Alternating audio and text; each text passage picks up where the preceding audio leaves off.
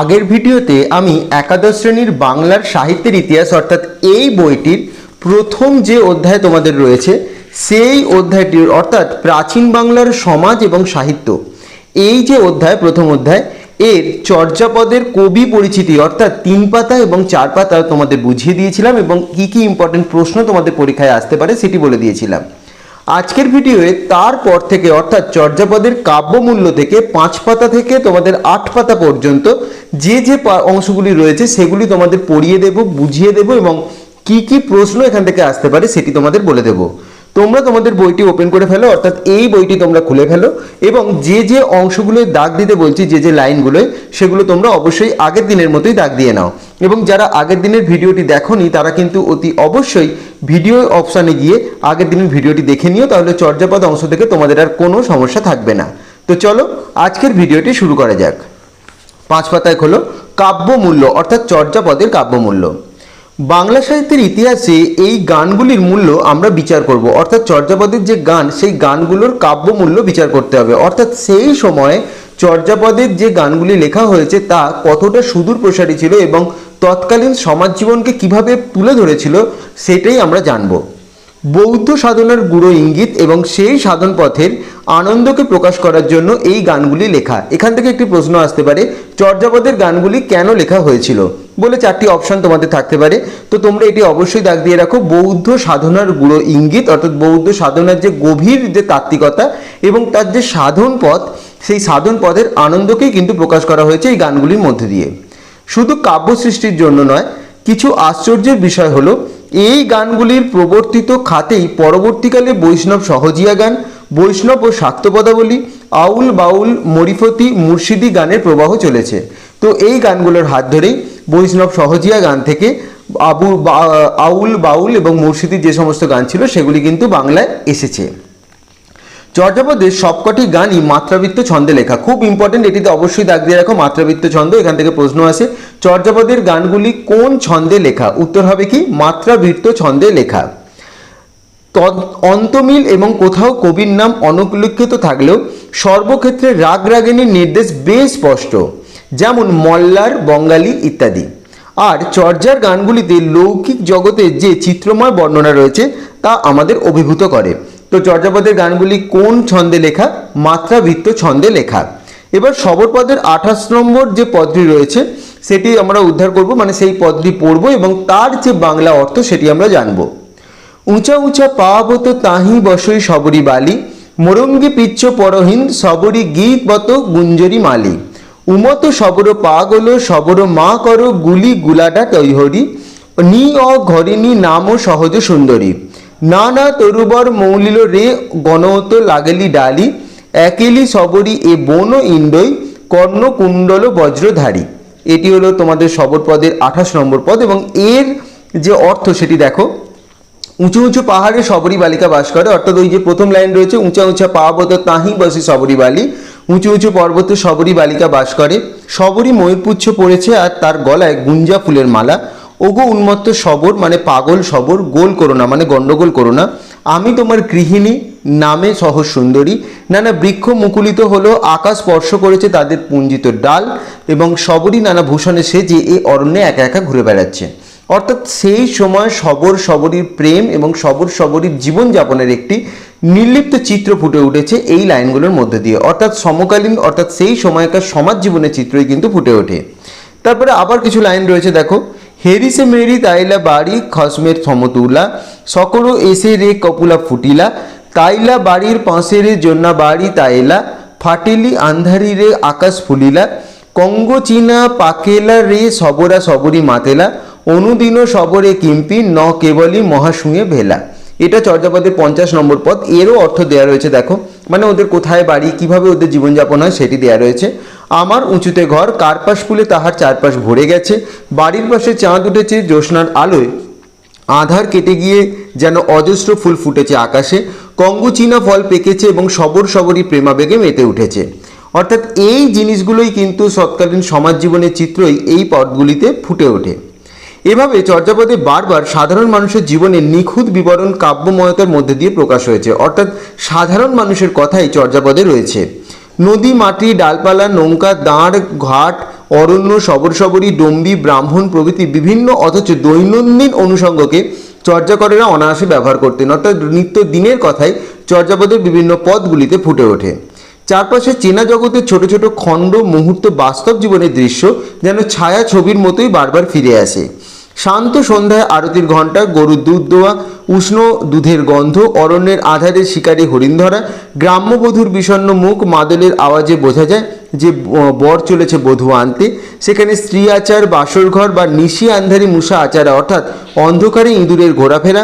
সর্বোপরি নদীময় বাংলার শান্ত স্রোতস্বিনী তরঙ্গে উত্তাল সজলতার কথাই নানা অর্থে কিন্তু প্রকাশ পেয়েছে। আমরা জানি চিত্রধর্মিতা কবিতার একটি বিশেষ বৈশিষ্ট্য।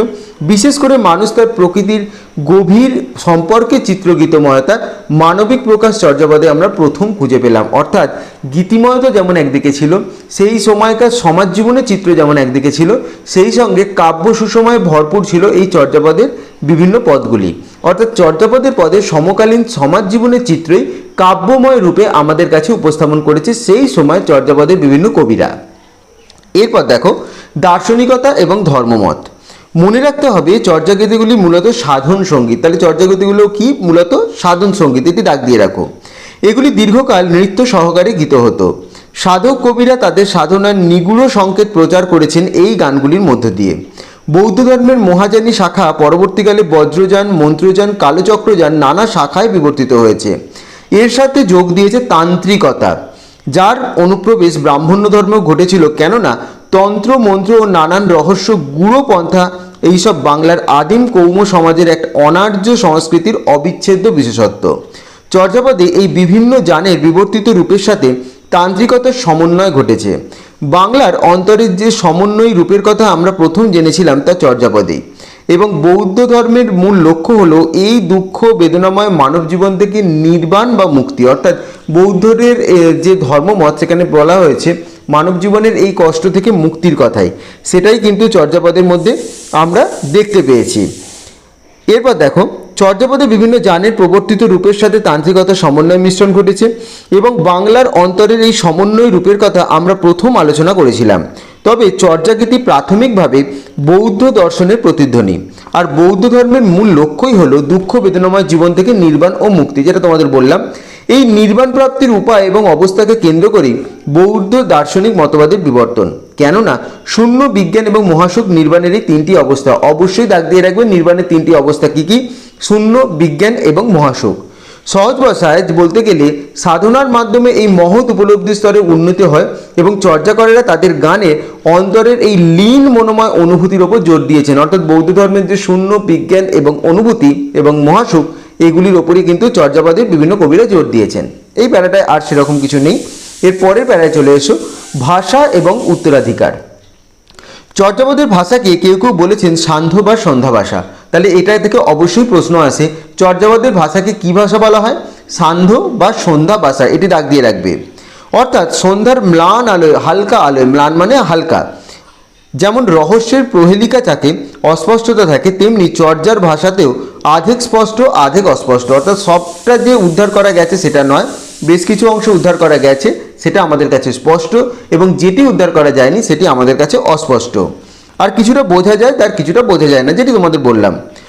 মতান্তরে সন্ধ্যা শব্দের অর্থ হলো সম্যক ধ্যান। মানে আবার কেউ কেউ যারা ভাষাতত্ত্ববিদ তারা কেউ কেউ বলেছেন এই সন্ধ্যাটার অন্য অর্থ রয়েছে, যেটার মানে হচ্ছে সম্যক জ্ঞান।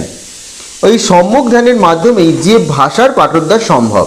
অর্থাৎ যদি গভীর অনুভূতি থাকে ভাষার প্রতি, গভীর জ্ঞান থাকে ভাষার প্রতি, তবেই চর্যাপদের এই পদগুলিকে উদ্ধার করা সম্ভব। মনে রাখতে হবে আজ থেকে প্রায় 1000 বছর আগে চর্যাপদ লেখা। তাহলে চর্যাপদ কত বছর আগে লেখা হয়েছে? আজ থেকে প্রায় 1000 বছর আগে। সুতরাং বাংলা ভাষার আদিম এবং অপরিণত স্তরের লক্ষণ এখানে খুঁজে পাওয়া যায়। এই অপরিচয়ের দূরত্বকে অতিক্রম করতে পারলে দুর্বোধ্যতার আড়াল ভেঙে গিয়ে গানগুলি কাব্যরস এবং সমকালীন লৌকিক জগতের প্রাণবন্ত ছবি যে ফুটে ওঠে সেটা আমরা প্রত্যক্ষ করতে পারি। যে সময় চর্যাপদ লেখা তখন বাংলাদেশের সংস্কৃত, সৌরসেনী অপভ্রংশ এবং মাগধী প্রাকৃত লেখ্য ভাষার মর্যাদা পেত।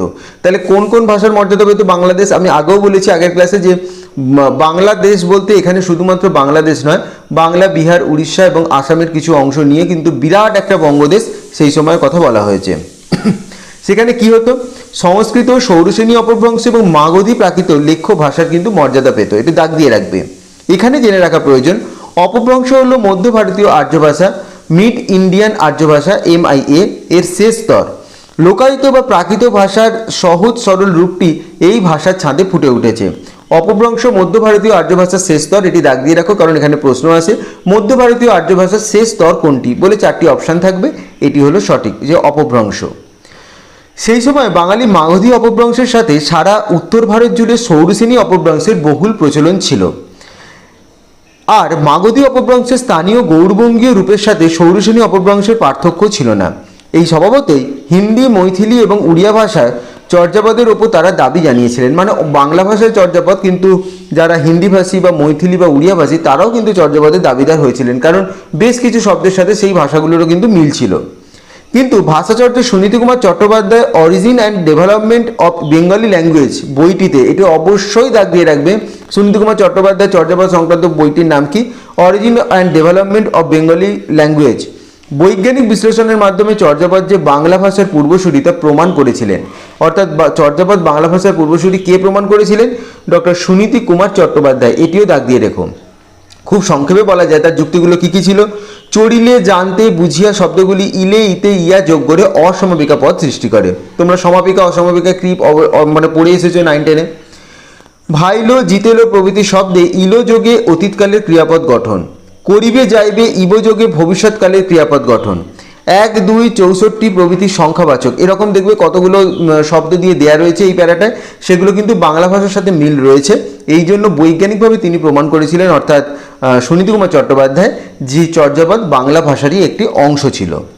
এরপর দেখো সমাজ এবং লৌকিক জীবন চর্যাপদের। আমরা এই অধ্যায়ের আরম্ভে চর্যাগীতির সমকালীন সামাজিক রাজনৈতিক পরিস্থিতির একটি আভাস দেওয়ার চেষ্টা করেছি, কেননা এই গানগুলির বস্তুগত খুঁটিনাটির মধ্যে প্রাচীন বাংলার জীবন কিন্তু প্রতিধ্বনিত হয়েছে। যেমন কি কি ছিল দেখো, একটা লাইন এখানে দেওয়া রয়েছে, ঢেন্ডনপাদের চর্যাপদের 33 নম্বর পদ।